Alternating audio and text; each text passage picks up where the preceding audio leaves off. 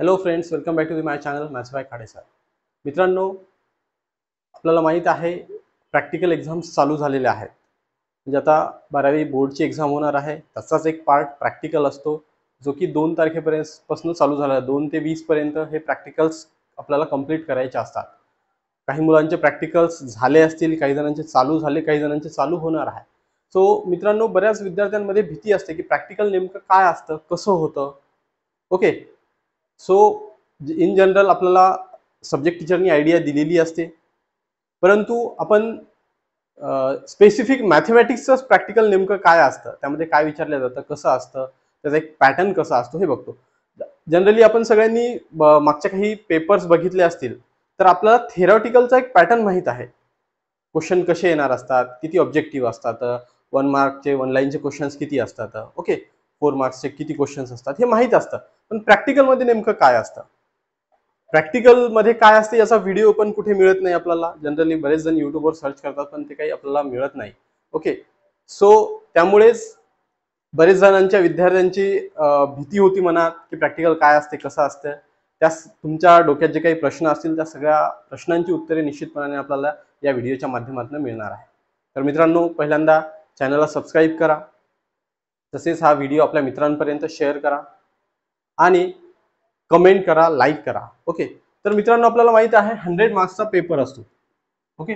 Total सब्जेक्टला 100 marks असतात. पण आपण मागचे पेपर जर बघितले असतील तर ते काय आहेत, 80 मार्क्सचे. ओके. हे रिटर्न पेपर किती असतात, 80 मार्क्सचे. मग उरलेले 20 मार्क्स काय, तर हे काय असतं, प्रॅक्टिकल. ओके. याला आपण प्रॅक्टिकलमध्ये 20 मार्क्स. आता बाकी सब्जेक्टचं जर असेल, पीसीबीचं, फिजिक्सचं असेल किंवा केमिस्ट्रीचं असेल, बायोलॉजीचं असेल, हे 30 मार्क्सचे प्रॅक्टिकल असतात. ओके. हे 30 मार्क्सचे प्रॅक्टिकल असतात. यामध्ये प्रॉपर फिजिक्समध्ये 2 छोटे एक्सपेरिमेंट, एक मोठा एक्सपेरिमेंट असतो, अगेन रेकॉर्डचे बुक असतात आणि वायवा असतो प्रॉपर. त्यामुळे हे काय असतं तर 30 मार्क्सचे. ओके. आणि 70 मार्क्सचा रिटर्न एक्झाम पेपर असतो. मॅथमॅटिक्समध्ये काय होतं बघा, मॅथ्समध्ये काय होतं तर 20 मार्क्सचं प्रॅक्टिकल असतं. आता 20 मार्क्समध्ये काय बायफर्गेशन आहे. ओके. सो बघा, आपल्याला जो काही क्वेश्चन पेपर येतो याचाही प्रॅक्टिकलचा एक क्वेश्चन पेपर असतो. तो क्वेश्चन पेपर काय असणार आहे तर त्यामध्ये 4 क्वेश्चन्स देतात आपल्याला. ओके. पहिला question, second question, third question and fourth question. आता फर्स्ट क्वेश्चन कितीचा असेल, 5 marks. Second question 5 marks, third question 5 marks and fourth question 5 marks. Okay. पण आपल्याला या सगळ्यांपैकी एनी 3, ओके, एनी 3, फक्त आपल्याला 3 क्वेश्चन सॉल्व्ह करायचे आहे.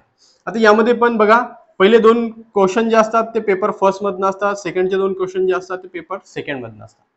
ओके. हे 2 क्वेश्चन आणि हे 2 क्वेश्चन, आणि या 4 मधले आपल्याला फक्त 3 सॉल्व्ह करायचे आहे. 3 सॉल्व्ह केले इंटू 5 म्हणजे किती होतं, 15 मार्क्स. ओके. हे काय मिळतात आपल्याला, 15 मार्क्स. आता पेपर फर्स्ट मधले 2 क्वेश्चन आहे हे तुम्ही सॉल्व्ह केले तर पेपर सेकंड मधला एकच क्वेश्चन सॉल्व्ह करायची गरज आहे आपल्याला. ओके. किंवा यामधले 2 सॉल्व्ह केले तर इकडला एकच क्वेश्चन सॉल्व्ह, कुठलेही एनी 3 आउट ऑफ 4 कुठलेही आपण 3 क्वेश्चन सॉल्व्ह करू शकतो, त्याचे मिळतात आपल्याला 15 मार्क्स. ओके. आणि देन काय आहे तर जनरल, ज्याला आपण रेकॉर्ड बुक म्हणतो, प्रॅक्टिकल बुक म्हणतो. ओके. त्याचे काय असणार आहेत तर 5 मार्क्स. ओके. आणि हे यामध्ये ऍड होऊन जातील 5 मार्क्स, म्हणजे टोटल काय होणार आहे 20 मार्क्स. 20 मार्क्सचा पेपर असतो आपला प्रॅक्टिकल एक्झाम. ओके. अगदी सिंपल आहे. 4 क्वेश्चन्स येतील, त्यापैकी कुठले आपल्याला 3 क्वेश्चन सॉल्व्ह करायचे. प्रत्येक क्वेश्चन 5-5 मार्क्सचा असतो. आणि रेकॉर्ड बुकला 5 मार्क्स. पण रेकॉर्ड बुकला केव्हा 5 मार्क्स मिळतील मित्रांनो, आपल्याला माहिती आहे हे आपलं रेकॉर्ड आहे, अशा टाईपचं रेकॉर्ड आहे, तुम्ही कंप्लीट केलं असणार आहे. ओके. ज्यामध्ये आपल्याला इंडेक्स असतो. ओके. इंडेक्स आहे, हा इंडेक्स आपल्याला लिहायचा असतो. डेट्स दिले असतील तर ते लिहायचं आहे. त्यानंतर हे सर्टिफिकेट असतं, सर्टिफिकेट पण आपल्याला लिहायचं आहे. आता मी याच्यावर नाव आहे म्हणून दाखवणार नाही तुम्हाला, पण हे सर्टिफिकेट लिहायचं आहे. ओके. इंडेक्स लिहायचा आहे आणि यानंतर सर्टिफाय करून घ्यायचं आहे. डिपार्टमेंट ज्यांच्याकडे आहे ते सब्जेक्ट टीचर असतील आणि सोबतच आपले HM, प्राचार्य, मुख्याध्यापक त्यांच्याकडनं साईन करून घ्यायचं आहे. त्याला आपल्याला 5 मार्क्स मिळतील. जर का ते साईन नसेल तर 3 मार्क्स मिळतील किंवा त्यापेक्षाही कमी. जर का इनकम्प्लीट असेल तर कमी मार्क्स मिळतील आणि रेकॉर्डच आणलं नसेल तर त्याचे 0 मार्क्स मिळतात. ओके. म्हणजे हे 5 मार्क्स तुमच्या हातात आहेत मित्रांनो. ओके, हे 5 मार्क्स तुमच्या हातात आहे. फक्त यासाठी करावं काय लागणार आहे, तर आपल्याला चांगलं रेकॉर्ड तयार करायचं आहे, अगदी प्रॉपर लिहायचं आहे, पूर्ण टोटल इंडेक्स कंप्लीट करायचा आहे, सर्टिफिकेट वरती साईन घ्यायची आहे आणि हे 5 मार्क्स तुमचे कन्फर्म झाले. देन काय करायचं आहे, तर हे म्हणजे आपल्या रेकॉर्ड पैकी म्हणजे 16 जे काही आपले प्रॅक्टिकल्स आहेत, ओके, त्यापैकीच आपल्याला हे क्वेश्चन्स येणार, त्याच्या बाहेरचे तर येणार नाही. आणि यामध्ये परत विद्यार्थी मित्रांनो काय असतं, तर हे सगळे क्वेश्चन सगळ्यांना सेम नसणार. ओके, हे कन्फ्युजन असतं बऱ्याच जणांचं. म्हणजे फॉर एक्झाम्पल 25 जणांचे आपण बॅच पाडतो. ओके, 100 जर स्टुडंट असतील तर त्याला 4 म्हणजे 25 जणांच्या आपण बॅचेस पाडल्या. ओके, सो 4 बॅच तयार झाल्या आपल्या. ओके, किती झाल्या? 4 बॅच तयार झाल्या. सो आता या 4 बॅच तयार झाल्यानंतर या 4 बॅचचा शेड्यूल असतो. ठीक आहे, 1.5 तासाचं प्रॅक्टिकल असतं आपलं, 1.5 तासाचं प्रॅक्टिकल असतं. ओके, अर्धा तास या सगळ्या गोष्टी समजून सांगण्यासाठी आणि 1 तास लिहायला असतो. म्हणजे तसं 1च तासाचं प्रॅक्टिकल असतं आपलं, 1 तासात कम्प्लीट करायचं असते आपल्याला 3 क्वेश्चन. ओके, तर 4 बॅच असतील तर पहिली बॅच, दुसरी बॅच, तिसरी बॅच आणि चौथी बॅच.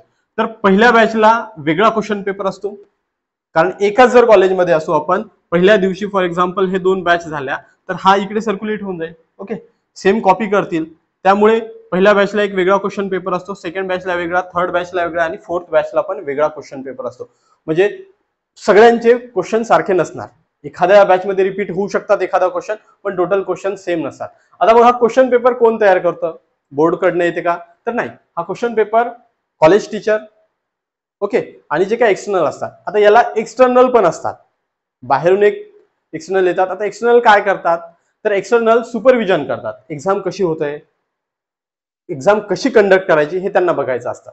ओके, मुलं चीट करतायत का, त्यांनी रेकॉर्ड कंप्लीट केलेले आहेत का, रेकॉर्डवरती साईन आहेत का, ह्या सगळ्या गोष्टी त्यांना बघायच्या असतात. त्या सगळ्या गोष्टी ते मॅनेज करतात, बघतात. ओके, सोबत मॅथ्सला वायवा असतो का, हा एक बऱ्याच जणांचा प्रश्न असतो. तर मित्रांनो, ऑफिशियली मॅथ्सला वायवा नाही आहे, पण एक्सटर्नल कसे येतात त्याच्यावरती ते डिपेंड आहे.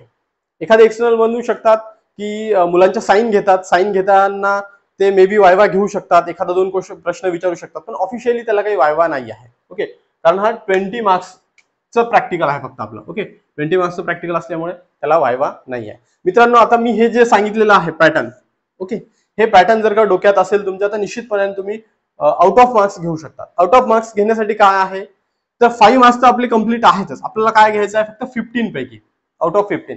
आता 15 पैकी या 4 क्वेश्चन पैकी आपल्याला 3 क्वेश्चन लिहायचे आहे, कुठलेही 3 क्वेश्चन. ओके, सो याची तयारी आपल्याला चांगली करायची आहे. ही तयारी चांगली केल्यानंतर बरेच जण काय करतात, आता मी एक्सटर्नल म्हणून, इंटरनल म्हणून काम केलेलं आहे. सो मित्रांनो, मला माहित आहे बरेच जण काय करतात, आपल्याला 4 पेजेस असतात. ओके, फ्रंट वरती तर आपला रोल नंबर वगैरे त्या गोष्टी लिहायच्या असतात. मग किती राहिले, ब्लँक पेजेस 3 राहतात, 1 2 3, 3 साइड्स राहतात. ओके, सो 3 साइड वरती काय करतात बरेच जण, पहिल्या पेज वरती एकदम वरतीपासून सुरुवात करतात आणि सेंटर पासून दुसरा, तिसरा, म्हणजे अगदी 1 या 1.5 पेज मध्ये तो कम्प्लीट होऊन जातो आन्सर शीट, आणि त्याच्या साईडचा मागचा पेज तसाच राहून जातो. तर आपल्याला याच्यात प्रॉपर नियोजन करायचं असतं. 3 क्वेश्चन्स लिहायचे आहे, 3 पेजेस आहे, एका पेजमध्ये 1 क्वेश्चन लिहिला जाईल असं लिहायचं असतं. सोबत आपल्याला लिहित असताना काय करायचं असतं, तर त्याचं एम लिहायचं असतं. ओके, आणि लास्टला रिझल्ट लिहायचा. हे 2 महत्वाचे आहे, कारण आपण काय करतो, प्रॅक्टिकल करतोय. प्रॅक्टिकल मध्ये एम पण असणार आहे आणि रिझल्ट पण असणार आहे. रिझल्ट मध्ये काय येईल, तर लास्टचं जे आन्सर असतं, ओके, लास्टचं जे आन्सर आपण दाखवतो ते लास्टचा आन्सर म्हणजे आपला रिझल्ट राहणार आहे. सो हे 2 गोष्टी आपल्याला लिहायच्या असतात. ओके, हे 4 क्वेश्चन, 4 पैकी 3 क्वेश्चन लिहायचे आहे आणि एम, रिझल्ट या पद्धतीने जर का लिहिलं आणि हे 5 मार्क्स आपले कम्प्लीट केलेलं असेल रेकॉर्ड, तर ते आपले कन्फर्म आहेत. ओके, या पद्धतीने जर का तुम्ही प्रॅक्टिकलला गेलात, हे पेपर जे काही पॅटर्न असते ते डोक्यात जर असेल, तर निश्चितपणे तुम्ही आउट ऑफ मार्क्स घेऊ शकता. ओके, तर तुम्हाला प्रॅक्टिकलच्या खूप खूप शुभेच्छा. हा व्हिडिओ आपल्या मित्रांनाही पाठवा, ज्यांना प्रॅक्टिकल बद्दल थोडंफार टेन्शन आहे डोक्यात, कसं प्रॅक्टिकल होतं, काय होतं, यांचे जर का काही डोक्यात प्रश्न असतील तर ते निश्चितपणे कमेंटमध्ये टाका, मी तुम्हाला त्याचा आन्सर देईल. हा व्हिडिओ शेअर करा आपल्या मित्रांपर्यंत, आपल्या कॉलेजचा ग्रुप असेल तर तिथे हा व्हिडिओ पाठवा. तसेच IMP क्वेश्चन सिरीज चालू केलेली आहे, डिस्क्रिप्शन मध्ये लिंक देतो मी, किंवा आय बटनवरती लिंक देतो, तिथे जाऊन तुम्ही IMP सिरीज बघू शकता, त्यामध्ये बऱ्याचशा चॅप्टरचे मी IMP दिलेले आहे, ते पण तुम्ही बघू शकता आणि त्याच्यामधनं तुम्हाला थोडंसं इझी जाईल पेपरचा अभ्यास करण्यासाठी, किंवा कुठल्या चॅप्टरला किती वेटेज द्यावं लागणार आहे आपल्याला, काय त्यामधलं इम्पॉर्टंट करावं लागणार आहे हे निश्चितपणे तुमच्या लक्षात येईल. सो आपण भेटूया नेक्स्ट व्हिडिओमध्ये. थँक्यू.